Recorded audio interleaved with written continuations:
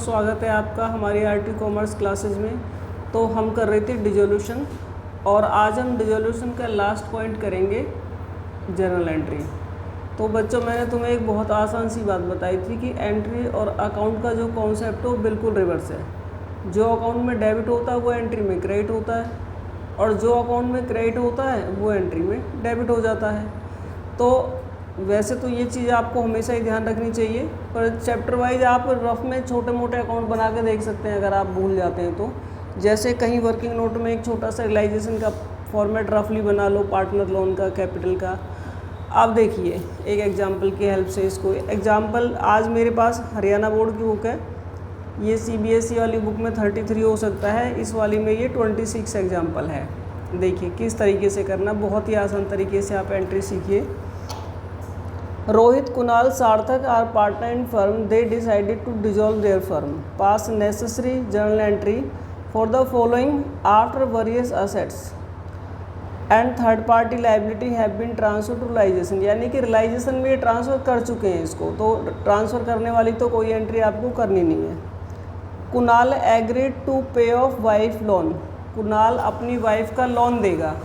भाई कुणाल अपनी वाइफ का लोन देगा तो रियलाइजेशन अकाउंट में आप क्या लिखोगे, यहाँ पे टू कुणाल कैपिटल लिखोगे, टू कुणाल कैपिटल।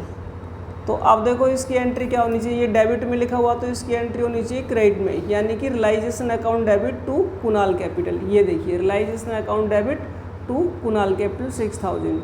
समझ में आया? इस तरीके से आप लिख के देख लो अगर आप भूल जाते हैं तो कि इसकी एंट्री रियलाइजेशन में कहाँ होनी चाहिए थी। फिर अगर ये डेबिट में आया तो इसकी एंट्री क्रेडिट हो जाएगी और डेबिट साइड में वो अकाउंट हो जाता है जो ऊपर लिखा होता है, जैसे रियलाइजेशन है तो रियलाइजेशन। उसके बाद देखिए अगला, total creditor 40,000, creditor 10,000 were given a piece of furniture costing 8,000 in full and final settlement.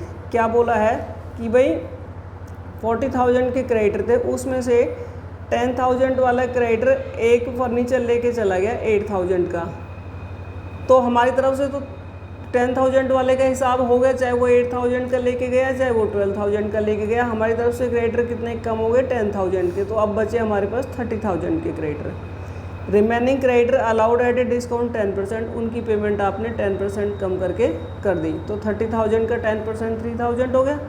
3,000 आपने कम किया तो 27,000 की पेमेंट हुई। तो रियलाइजेशन में यहाँ पे टू बैंक के नाम से आएगा, ये टू बैंक। तो अब इसकी एंट्री क्या होनी चाहिए, realisation account debit to bank 27,000 से। आगे देखिए third entry, Rohit had given a loan 70,000 to firm which was fully paid. Rohit ने लोन दे रखा था फर्म को 70,000 का, अब इसकी पेमेंट आ रही है। तो भाई पार्टनर लोन अकाउंट यानी कि रोहित है तो रोहित का नाम लिख दो। पेमेंट क्या होनी है, टू बैंक। तो अब इसकी एंट्री क्या होगी, Rohit loan account debit to bank account. ये आपने कर दी, Rohit loan account debit to bank account. आगे देखिए, a machine which was not recorded in book was taken over by Kunal at 3,000 where expected value 5,000। इसकी वैल्यू तो 5,000 थी, एक मशीन थी जो रिकॉर्ड नहीं थी, लेकिन अब इसे कुणाल ने 3,000 में लिया है। तो भाई उसकी वैल्यू कितनी थी हमें उससे कोई मतलब नहीं है, हमारी तरफ से तो कुणाल ने जितने में ले लिया हम उतने में ही उसकी एंट्री करेंगे, बाय कुणाल 3,000। तो देखो ये क्रेडिट में आई है तो इसकी एंट्री होगी डेबिट और क्रेडिट में चला जाएगा रियलाइजेशन, यानी कि Kunal capital account debit to realisation. ये हो गई Kunal capital account debit to realisation 3,000 से। देखिए आगे, a firm had a debit balance 15,000 in P&L on date of dissolution. इस फर्म में प्रॉफिट एंड लॉस में डेबिट बैलेंस है, डेबिट बैलेंस का मतलब लॉस। तो भाई लॉस है तो कहाँ बांटा जाता है, कैपिटल अकाउंट के डेबिट में टू प्रॉफिट एंड लॉस। तो डेबिट में बांटा तो क्रेडिट में जाएगा और डेबिट क्या हो जाएंगे, पार्टनर्स की कैपिटल, यानी कि Rohit capital account debit, Kunal capital account debit, Sarthak capital account debit to profit and loss.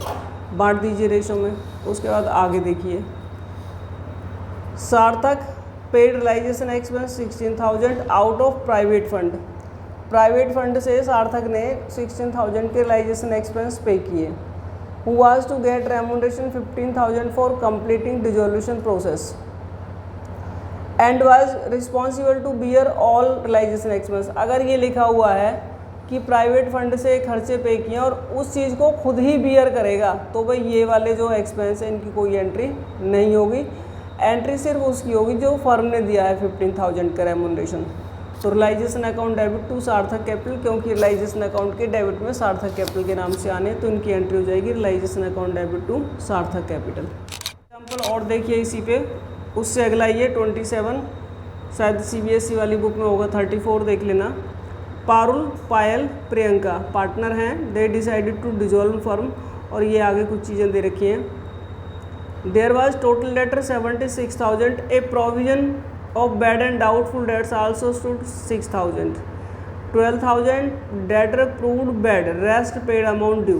देखो क्या कहा है कि टोटल 76,000 के हमारे पास डेटर हैं, जिसमें 6,000 का प्रोविजन है, तो इसका तो अभी आपको कुछ करना नहीं है। 12,000 के जो डेटर हैं वो बैड हो जाते हैं और बाकी के मिल जाते हैं। तो भाई 12,000 कम करिए 76 में से, तो मिले कितने, 64। जब डेटर से रिलाइज होगा तो कहाँ लिखोगे आप, रियलाइजेशन अकाउंट के क्रेडिट में बाय बैंक के नाम से। तो एंट्री क्या होनी चाहिए, क्रेडिट की डेबिट, यानी कि bank account debit to realisation account. ये कर दिया आपने, bank account debit to realisation 64,000। अब देखिए अगला, Parul agreed to pay off husband loan 7,000 at a discount 5%। Parul अपने हस्बैंड का लोन पे करेगी 5% डिस्काउंट पर, तो इसका हस्बैंड पार्टनर नहीं है, इसका मतलब ये जो लोन है ये रियलाइजेशन में ही आएगा, क्रेडिट में, और डेबिट में इसकी हो जाएगी पेमेंट टू पारुल कैपिटल के नाम से। तो एंट्री क्या हो जाएगी, realisation account debit to Parul capital, जितना डिस्काउंट हो उससे कम करके बाकी की पेमेंट कर दीजिए। आगे देखिए, a machine which not record in book was taken over by Payal at 3,000। एक मशीन जो पहले से बुक में रिकॉर्ड नहीं थी, ये पायल ने ले ली 3,000 रुपये में। तो भाई पायल कहाँ लेगी, रियलाइजेशन अकाउंट के क्रेडिट में आएगा बाय पायल कैपिटल के नाम से, तो हमारी एंट्री हो जाएगी Payal capital account debit to realisation 3,000, चाहे वो कितनी की भी थी लेकिन उसने 3,000 में ही ली है। आगे देखिए, एक contingent liability not provided for, जो पहले से नहीं पता थी, कंटीजेंट मतलब अचानक जो लायबिलिटी मिलती है, 4,000 रुपीज़ का ये भी देना पड़ा, तो देना पड़ा तो टू बैंक में आएगा, मतलब कि रियलाइजेशन के अंदर टू बैंक के नाम से आएगा। तो एंट्री हो जाएगी realisation account debit to bank 4,000। Firm है डेबिट बैलेंस 27,000 इन P&L, तो भाई डेबिट साइड का P&L का बैलेंस है, कैपिटल अकाउंट में टू P&L के नाम से ही जाएगा। डेबिट में गया है तो एंट्री क्रेडिट में होगी, यानी कि partner capital account debit to profit and loss, तो पार्टनर्स के नाम लिखिए, Parul capital account debit, Payal capital account debit, Priyanka capital account debit to profit and loss, ratio में बांट दीजिए। अब देखिए, Priyanka paid realisation expense 15,000 out of her pocket, she was to get fix remuneration 18,000 for completing the dissolution work. अब ये point थोड़ा सा अलग है, इसको ध्यान से सुनो। इससे पहले एग्जाम्पल में भी इस टाइप का पॉइंट था, लेकिन उसमें लिखा हुआ था कि वो खुद ही बियर करेगा रियलाइजेशन के एक्सपेंस पार्टनर, तो हमने वहाँ उस खर्चे को नहीं लिया था जो पार्टनर ने किया था। लेकिन इस क्वेश्चन में ऐसा लिखा हुआ नहीं है कि जो रियलाइजेशन अकाउंट उसने अपनी पॉकेट से किए उनको वो सहन भी करेगी, इसका मतलब हम ये मान लेते हैं कि ये फर्म से मिल जाएंगे। तो टोटल कितना खर्चा हुआ हमारा रियलाइजेशन एक्सपेंस का, 15,000 एक बार और 18,000 का रेम्युनरेशन एक बार दिया गया, 33,000। किसको मिला है ये पैसा, प्रियंका को। तो realisation account debit to Priyanka capital के नाम से आ जाएगा 33,000। तो उम्मीद है बच्चों ये टॉपिक आपको समझ में आ गया होगा।